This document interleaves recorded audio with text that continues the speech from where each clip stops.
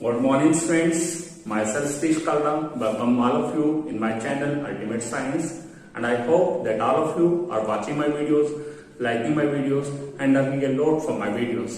Thanks for your wonderful support. हाँ जी friends, तो आज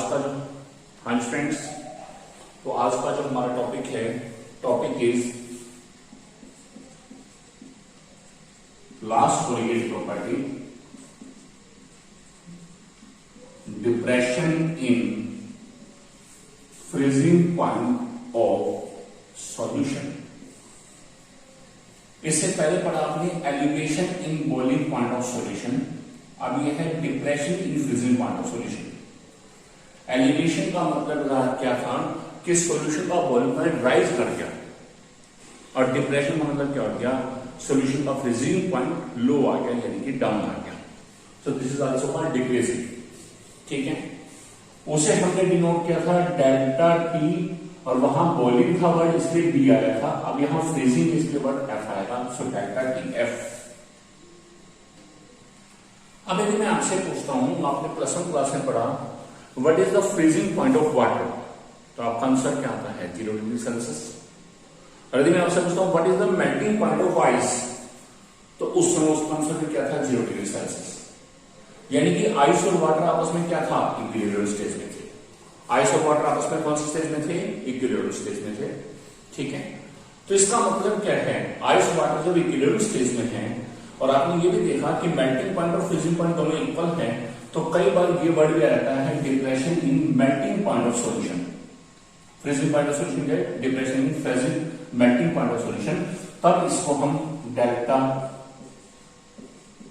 पीएम से शो करेंगे। तब हम इसे किससे शो करेंगे, डेल्टा पीएम से। क्लियर? अब डेल्टा टीएफ, डेल्टा टीएम क्या है, जरा इसके बारे में ध्यान से देखिएगा।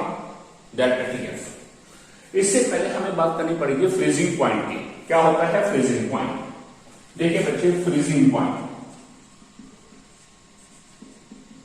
आपने बेटे पढ़ा फ्रीजिंग पॉइंट के बारे में प्लस वन क्लास में। फ्रीजिंग पॉइंट होता क्या है हमारे पास, the temperature at which a liquid will convert into its solid state on cooling.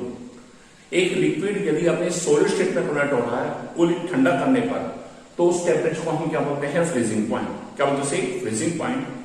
अब हुआ क्या है, यहां पर लिक्विड को ठंडा किया है, सॉलिड स्टेज में बदला है। ठीक है, वो डेफिनेशन थी प्लस वन के हिसाब से। अब इस सॉल्यूशन चैप्टर में इसकी नई डेफिनेशन है, और वो क्या डेफिनेशन है देखिएगा, freezing point of any liquid.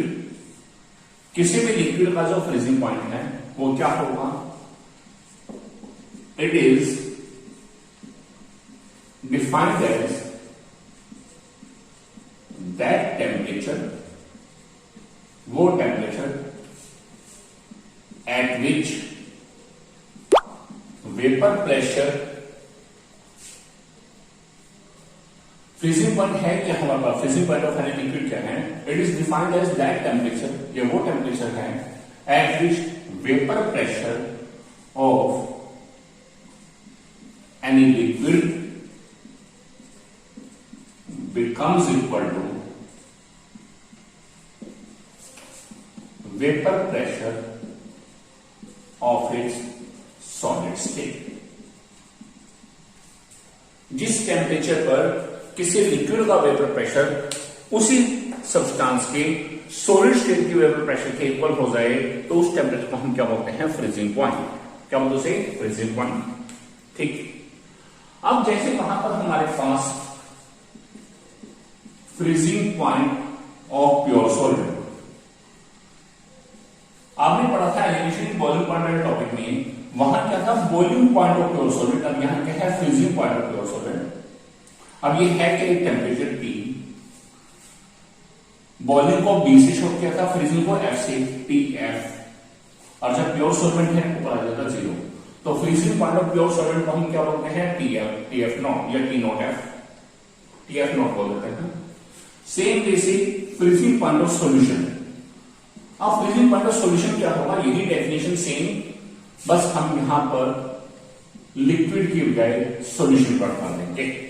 तो क्या होगा, freezing point of any solution, उसकी डेफिनेशन क्या हो जाएगी, it is defined as that temperature at which vapour pressure of, यहां क्या देगा, any solution becomes equal to vapour pressure of its solid state. ठीक है, क्लियर। अब हम बात करें बेटा हमारे पास freezing point of pure solvent को टीएफ नोट से बता रहे हैं। फ्रीजिंग पॉइंट ऑफ सॉल्यूशन, याद कीजिए बॉइलिंग पॉइंट ऑफ सॉल्यूशन को किससे किया था, टीबी, अब फ्रीजिंग पॉइंट ऑफ सॉल्यूशन को किससे करेंगे, टीएफ, किसे नोट करेंगे, टीएफ। क्लियर हो गया चीज, कोई डाउट किसी तरह का, इतना समझ आ गया है चीज कि freezing point of pure solvent को TF naught, freezing point of solution को हम टीएफ। क्लियर। अब वहां क्या था, सॉल्यूशन का बॉइलिंग पॉइंट प्योर सॉल्वेंट से ज्यादा था। अब यहां उल्टा है, प्योर सॉल्वेंट का फ्रीजिंग पॉइंट सॉल्यूशन से ज्यादा है, यहां हम लेंगे सॉल्यूशन का फ्रीजिंग पॉइंट प्योर सॉल्वेंट से कम है, प्योर सॉल्वेंट के फ्रीजिंग पॉइंट से कम है। अब बात आती है कितना कम है, तो उस डिफरेंस को यानी कि सॉल्यूशन का फ्रीजिंग पॉइंट प्योर सॉल्वेंट से कम है, यानी कि इन दोनों का डिफरेंस, उस डिफरेंस को हम क्या बोलेंगे, depression in freezing point of solution. क्या बोलते हैं उसे, depression in freezing point of solution. So delta TF किसके बराबर होगा, वहां क्या है, सॉल्यूशन का बॉइलिंग पॉइंट ज्यादा था, यहां पर प्योर सॉल्वेंट का फ्रीजिंग पॉइंट ज्यादा है, तो इसमें से ये माइनस, यानी कि डेल्टा टीएफ किसके बराबर होगा, टीएफ नॉट माइनस टीएफ, ये याद रखना है आपको। क्लियर। सो डेल्टा टीएफ क्या है, कोलिगेटिव प्रॉपर्टी है, हमने इसको एक्सप्लेन करना है। देखिएगा एक बार,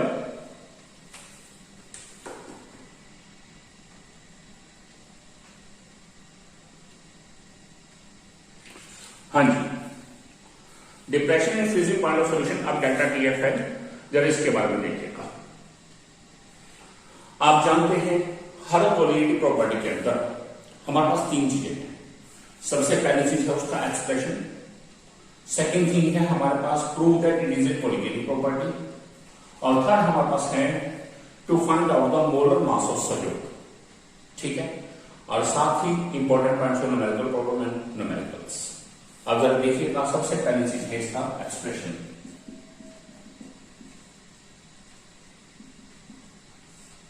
ठीक है, बट इसके एक्सप्रेशन की डेरिवेशन नहीं है, हमें सीधा याद रखना है that delta TF equal to KF into molarity. वहां क्या था, डेल्टा टीबी इक्वल टू, वहां क्या था, केबी इंटू मोलैरिटी। सिर्फ फर्क क्या है, इसमें बी की बजाय एफ आ रहा है, तो delta TF equal to KF into molarity. So delta TF यहां क्या है, this is depression in freezing point, मैंने बोला कई बार मेल्टिंग पॉइंट वर्ड भी आ सकता है, ऑफ सॉल्यूशन। एम क्या है, this is molarity of solution, और के एफ, के बी क्या था, मोलर एलिवेशन कांस्टेंट। अब ये के एफ क्या है, molar molarity, molar depression constant, molar depression constant, and it has another name, इसलिए इसका अगला नाम क्या है, क्रायोस्कोपिक कांस्टेंट। क्या नाम है, क्रायोस्कोपिक कांस्टेंट। ठीक है, यूनिट सेम है, जो डेल्टा टीएफ है इसका यूनिट क्या होना चाहिए, केल्विन। मोलैरिटी ऑफ सॉल्यूशन है, इसका यूनिट क्या होना चाहिए, मोल पर किलोग्राम, और इसका यूनिट हमेशा केएफ का केल्विन किलोग्राम पर मोल। जैसे हमने वहां पर पढ़ा था, केबी जो था molar elevation constant, it's value depends upon the nature of solvent, solvent पे डिपेंड करते हैं। सेम जैसे केएफ की वैल्यू भी सॉल्वेंट पे डिपेंड करेगी, यदि सॉल्वेंट चेंज होगा तो केएफ वैल्यू चेंज। ठीक है, सॉल्वेंट सेम है तो उस केस में सेम की सेम रहेगी, सॉल्यूट कोई मर्जी उससे मतलब नहीं है। यानी कि केबी और केएफ इन दोनों की वैल्यू किस पे डिपेंड कर रही है, it depends upon the nature of solvent. अब यहां पर एक बात आती है, जैसे वहां था define molar elevation constant, molar elevation constant की डेफिनेशन, ऐसे ही define molar depression constant, molar depression constant की डेफिनेशन। तो आप क्या बोलेंगे, molar depression constant is equal to delta TF, कब, जब ये वैल्यू क्या है 1। तो डेफिनेशन क्या होगी, मोलर डिप्रेशन कांस्टेंट और cryoscopic constant is always equal to किसके, depression in freezing point of solution, कब, when molarity of solution is unity, इस समय मोलैरिटी ऑफ सॉल्यूशन कितना है, यूनिटी, तो उस समय में Kf किसका होगा, डेल्टा Tf के। दिस इज अबाउट एक्सप्रेशन, हमारे पास एक्सप्रेशन जो है ये है एक्सप्रेशन। अब second thing, prove that it is a colligative property. अब हमें प्रूव करना है, क्या प्रूव करना है, that delta Tf is a colligative property. Prove that delta Tf is a colligative property. अब हमने इसका इक्वेशन नंबर दे दिया 1, आप क्या लिखेंगे, on the basis of equation 1,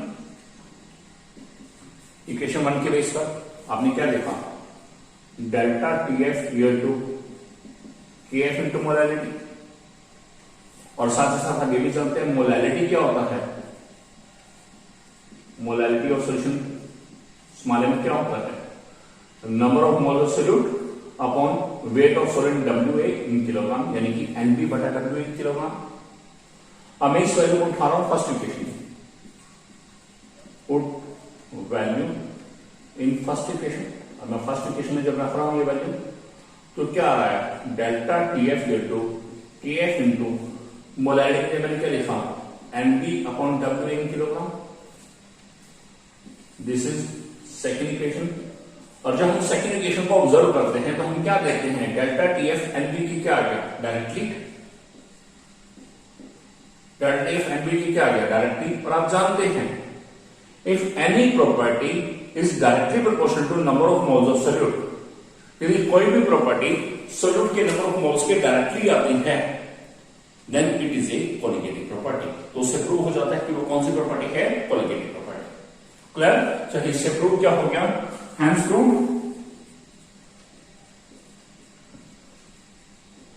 that delta Tf is a colligative property. ऐसे लिख देता हूं, क्लियर, देख लीजिए बड़े से।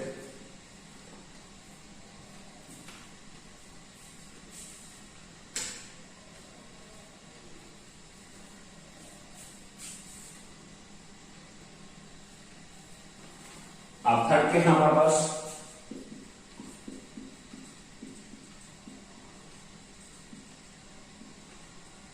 To find out molar mass of solute, और मोलर मास ऑफ सॉल्यूट को हम किससे प्रूव करते हैं, MB। अभी आपने पढ़ा बेटा सेकेंड इक्वेशन क्या है,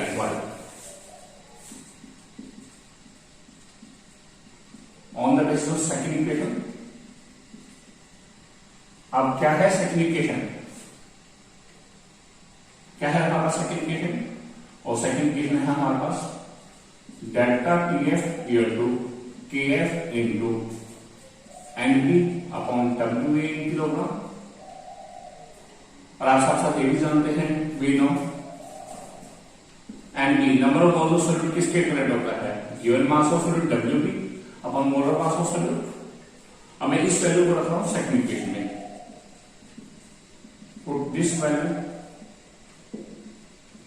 in second equation, तो क्या आएगा, delta Tf equal to Kf into WB upon MB into WA in kilogram. और यहां से क्रॉस मल्टीप्लाई करें, MB कितना आ जाएगा, Kf into WB upon delta Tf into WA in kilogram. This is the formula of finding out molar mass of solute.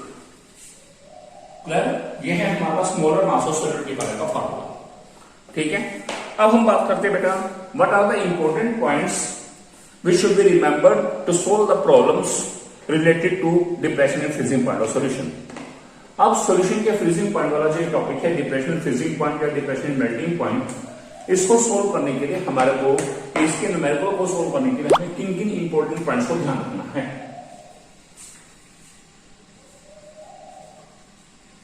Important points for numerical problems. अब numerical problems के लिए आपको कौन कौन से इंपॉर्टेंट पॉइंट्स को ध्यान रखना है जरा देखिए। तो फर्स्ट थिंग आप देख रहे हैं इस फॉर्मूले को एमपी। एमपी क्या चीज है? मोलर मास ऑफ सॉल्यूट, और इसका यूनिट क्या होना चाहिए? Always gram per mole. The unit of MP, जो एमपी है इसका यूनिट ऑलवेज क्या होना चाहिए? Its unit should be gram per mole. Always unit क्या होना चाहिए? Gram per mole. Second thing,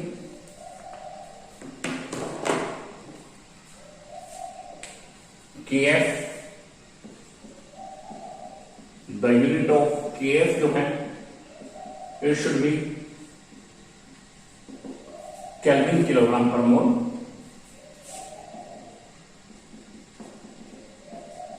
the unit of WB, WB जो है its unit should be gram होना चाहिए।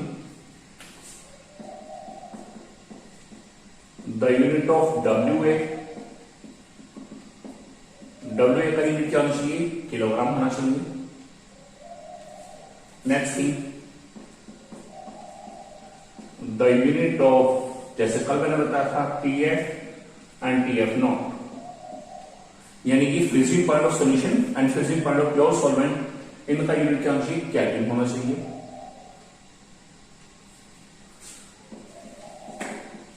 The unit of delta TF यानी कि depression freezing point of solution है, its unit should also be in kelvin. और कल मैंने आपको बताया था if delta TF is in degree Celsius, यदि ये भी डिग्री सेल्सियस में है तो हम जानते हैं ये क्या एक डिफरेंस है। डेल्टा TF किसके बराबर है? TF not minus TF। तो ये डेल्टा TF क्या है? ये भी डिफरेंस है, और डिफरेंस यदि सेल्सियस में हो तो वही वैल्यू सेम आएगी केल्विन में। वहां 273 ऐड नहीं करेंगे, केवल 273 इनमें ऐड करेंगे यदि ये सेल्सियस में है, TF या TF नॉट। तो डोंट ऐड 273 ऐड नहीं करेंगे। द वैल्यू विल बी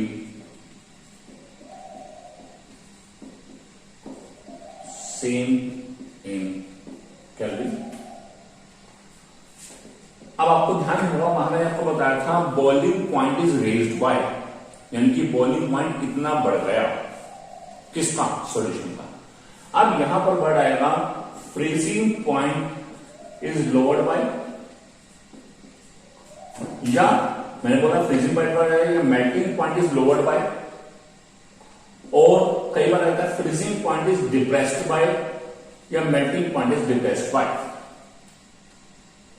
इसका मतलब क्या है? फ्रीजिंग पॉइंट इतना कम हो गया, इसका ये क्या है? एक डिफरेंस को शो कर रहा है, और वो डिफरेंस क्या है हमारे पास? Delta TF। क्या है? Delta TF। याद रखना है कि ये वर्ड आता है freezing point is lowered by, या freezing point is depressed by, या melting point is lowered by, या melting point is depressed by, तो डेल्टा TF है। और यदि आता है freezing point is lowered to, मैंने आपको बताया था टू वर्ड किसको शो करता है? एंड स्टेज को। और एंड स्टेज में क्या बना है हमारे पास? सॉल्यूशन। क्या बना है? सॉल्यूशन। यानी कि ये किसको बता रहा है? Freezing point of solution. इसका मतलब ये किसको बता रहा है? TF को। और एक बात यहां ये देखनी है जो सबसे इंपॉर्टेंट है कि हमारे पास कई बार क्वेश्चन में डेल्टा TF नहीं दे रखा होता तो हमें निकालना पड़ता है। तो डेल्टा TF कैसे निकलता है? TF नॉट माइनस TF, यानी कि सॉल्यूशन के फ्रीजिंग पॉइंट को माइनस करना है इसमें से प्योर सॉल्यूट के फ्रीजिंग पॉइंट से, TF नॉट माइनस TF। और एलिवेशन इन बॉइलिंग पॉइंट में उल्टा था, वहां क्या था? TB माइनस TB नॉट, यहां क्या है? TF not minus TF। इस चीज को ध्यान रखना है। क्लियर? ये सभी इंपॉर्टेंट पॉइंट्स देखें, इसके बाद हम न्यूमेरिकल ले रहे हैं।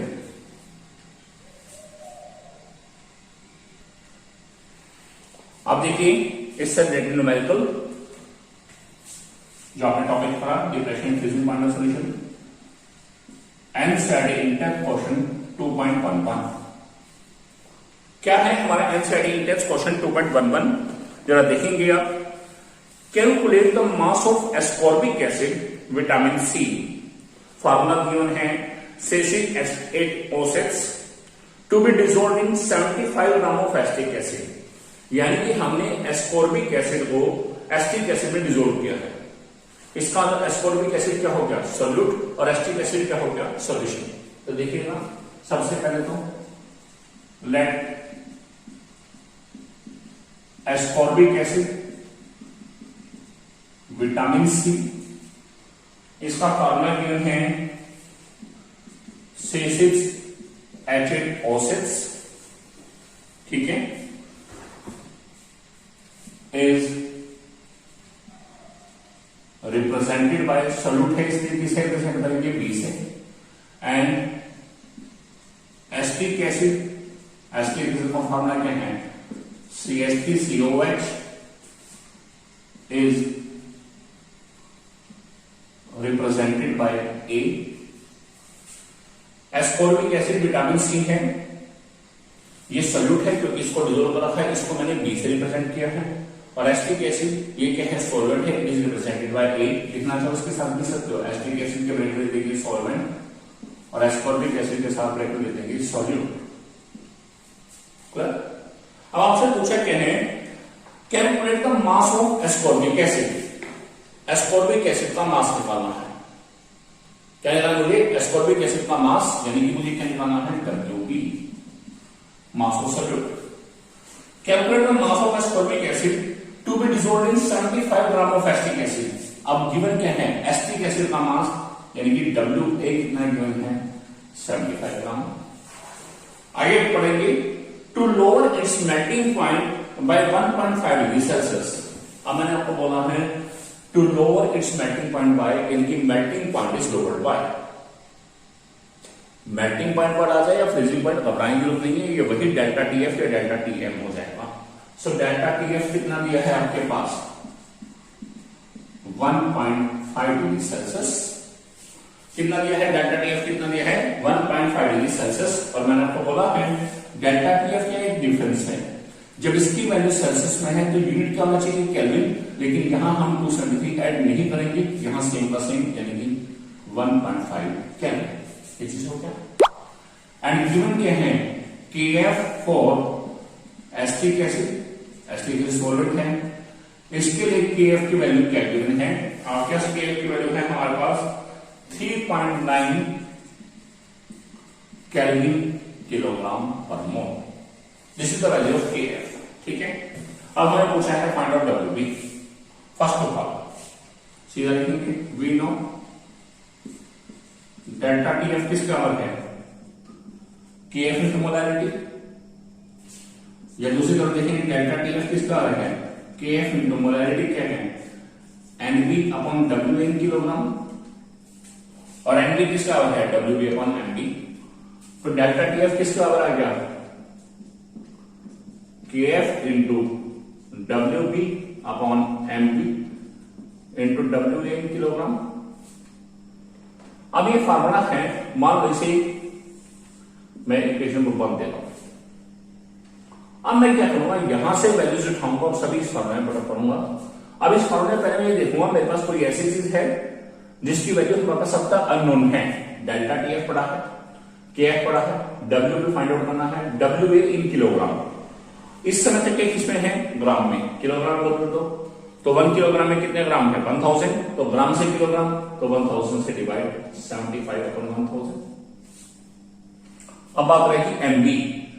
MB क्या है, मोलर मास ऑफ सोल्यूट, यानी कि मुझे इसका मोलर मास निकालना है, किसका, एस्कॉर्बिक एसिड का। तो molar mass of ascorbic acid, this is MB। आप निकालेंगे, कार्बन एलिमेंट के कितने एटम है, 6, तो 6 इंटू 12, प्लस हाइड्रोजन एलिमेंट के कितने एटम, 8 इंटू 1, प्लस ऑक्सीजन के कितने हैं हमारे पास, 6, प्लस 6 इंटू 16, 72 प्लस 8 प्लस 96, ये हो गया 176 ग्राम पर मोल। हो गया हमारे पास मोलर मास। अब ये सभी वैल्यूज उठाएंगे और किसमें रख देंगे, first equation. Put all the values in first equation. और फर्स्ट इक्वेशन लिखे डेल्टा TF कितना है, 1.5, इक्वल टू KF कितना है 3.9 into WB as it is, MB कितना है 176 इंटू WA किलोग्राम 75 अपॉन 1000 चला जाएगा ऊपर, और यहां से हमारा WB निकल देगा and it is in gram, और किस में जाएगा gram. So this is our answer. Clear?